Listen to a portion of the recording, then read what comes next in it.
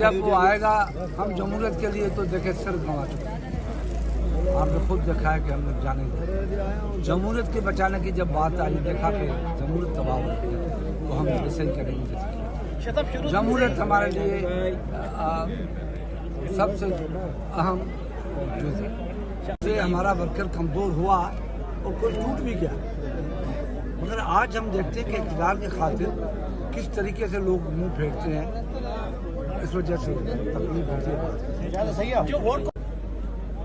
आप बता दें, मीडिया बता दें कि वोट को इज्जत मिल रही है, मिल रही है नहीं? वो करो, वो जो कहते थे मुझे क्यों निकाला, वोट को इज्जत दो, वो शाह साहब माजी में जैसे आपकी शाह साहब इस वक्त अदलिया के रोल को आप किस तरह देख रहे हैं? क्योंकि एक तासुर ये था पहले कि लाडला लाडला कहा जा रहा था इमरान खान को, अब उन्हें कुछ रिलीफ भी मिल रहा है अदलिया से, तो इस वक्त अदलिया के किस तरह देख रहे हैं किरदार को? रिलीफ जब मिलेगा, जब वो बाहर आएगा, तब बल्ले का निशान छीन लिया गया है तहरीक इंसाफ से। देखिए, हम तो कहते हैं लेवल प्लेइंग फील्ड है।